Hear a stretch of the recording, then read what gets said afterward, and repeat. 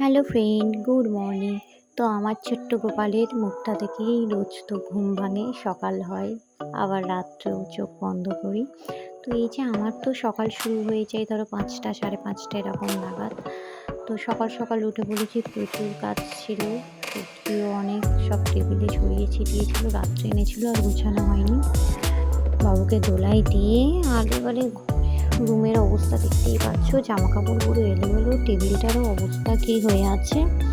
এই যে বাবু এখনও দোলায় ঘুমাচ্ছে, তখন ৮টা, সাড়ে ৮টা না, এই ৮টা মতো বাজে। তো আমি আস্তে আস্তে এই যে সমস্ত সব জামা কাপড়গুলো গুছিয়ে নিলাম ছোটো ছোটো করে ভাঁজ করে। বাবুর তো ছোটো ছোটো জামা প্যান্ট যেন চারিদিক সব ভর্তি হয়ে আছে। এই যে তোমাদের সাথে গল্প করতে করতে আমি বাবুর জামাগুলো সব ভাঁজ করে নিচ্ছি। হ্যাঁ, টাওয়ালটা ছিঁড়ে গেছে, কিন্তু যেহেতু অনেক দিন ধরে ইউজ করা, একদম নরম তো তো ফেলতেও মন চাইছে না, মুখ টুক মোছা হয়। তো বাবুর এই যে ছোটো ছোটো প্যান্টগুলো আমি সুন্দর করে একদম গুছিয়ে রাখছি। এরপর আজকে একটা জিনিস আছে তোমাদের দেখাবো, তো চলো দেখতে থাকো। আচ্ছা, তোমাদের এই সমুদ্রের কাঁকড়া, এই বর্ষায় কি তোমাদের কাঁকড়া পছন্দ নাকি ইলিশ পছন্দ? অবশ্যই কমেন্ট করে জানাবেন। জানো তো আমার হাজব্যান্ড একদম ইলিশ মাছ ছুঁয় না, কারণ ওর কাঁটা আছে আর একটা স্মেলের জন্য। কিন্তু ইলিশ তো স্মেলের জন্যই নাকি মাছের রানী বলা হয়। তো যাই হোক, অত ডিটেলসে আর যাচ্ছি না। তো আজকে এনেছিল এই কাঁকড়া, চলো তোমাদের দেখাচ্ছি। অনেকটা বড় সাইজেরই এনেছিল। তো এই কাঁকড়া খেতে আমার বর কিন্তু ভীষণ পছন্দ করে, ওর খুব পছন্দ এই কাঁকড়াটা।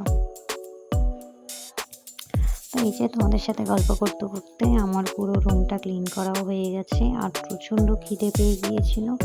মুড়ি খেতে আমার তেমনটি ভালো লাগে না, কিন্তু এই একবার একবার খেতে হয় এই যে।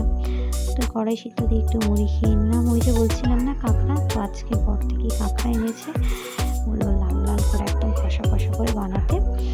আর এই কাঁকড়া দেখতেই এরকম, কাটার সময়ও পুরো খোসাতে অনেক বাদ চলে যায়, কাঁকড়া বলো চিংড়ি মাছ বলো, খোসা টোসাও বাদ চলে যায়। চিংড়ি মাছটা তবু শেষ পাতে পুরোটা খাওয়া যায়, কিন্তু এই কাঁকড়ার ব্যাপারটা কি, শেষ পাতেও আবার পুরো কাঁটা কুটি একদম ভর্তি হয়ে হয়, এরকম একটা ব্যাপার।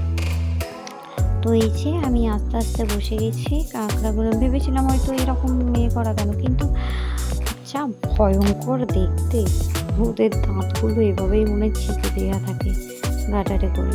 তো আমি বাবু সামনে ততক্ষণে উঠে পড়েছিল, আর ওই সে একটু অন্যায় করছিল বলে ওই জন্য ওকে বললাম এই দেখ কী বড় বড় দাঁত। তো বাবু তো খুব ভয় পাচ্ছিল। তারপরে আমি দেখছিলাম একটু, দেখে বলি কী দিয়ে কাটবো বুঝতে পারছিলাম না। সেই আগের বছরে খাওয়া হয়েছিল, মানে অনেকগুলো, এটা তো সচরাচর দেখা যায় না যখন তখন, তো ওই হিসাবে তা আমি কাঁচি নিয়ে বসি, দেখলাম যে কাঁচি দিয়ে কিছুটা কাটা গেল, মানে ডানাগুলো কাটা গেছে, কিন্তু বডিটা কাটা যায়নি। তো আমি আবার কি করলাম, আবার সে বঁটি নিতে হলো। এই যে বাবুকে দেখাচ্ছিলাম, বাবু তো ভয় পেয়ে দৌড়ে যাচ্ছিল। তো আমি তাড়াতাড়ি করেই এই কাঁচি দিয়েই, তো বললাম না এই ডানা পাগুলো কাটা যাচ্ছিল, কিন্তু এগুলো হচ্ছিল না। ওই বডিটার যেটা উপরের খোলটা তুলে পিস করা, ওটার জন্য ওই বটিয়ে দিয়ে করলাম। তো খেতে কিন্তু খুব ভালো টেস্টি হয়েছিল, বর বলছে খুবই সুন্দর হয়েছে খেতে। তো আজকে আবার হঠাৎ করে আমার মাসি শাশুড়ি এসেছে, তো ওই তো তিনটে কাঁকড়া 6 পিস করেছিলাম, ওনাকে 3 পিস দিলাম, আর আমার হাজব্যান্ড 1 পিস, কিন্তু ওকে 2 পিস দিচ্ছিলাম, আমি 1 পিস খাচ্ছিলাম, ও আবার কী করেছে ছাড়িয়ে ছাড়িয়ে আমার কাছে তুলে দিচ্ছিল। মানে বেচারা, ওই এনেছে, ওরই খাওয়া হয়নি আজকে ভালো করে।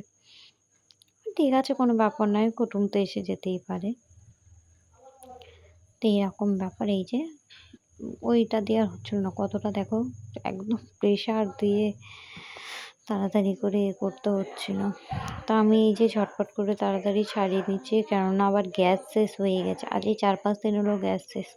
কাঠের উনুনে রান্না করছি, আর ইন্ডাকশানে তরকারি হচ্ছে। আবার দোকানে রান্না টান্নাও আছে।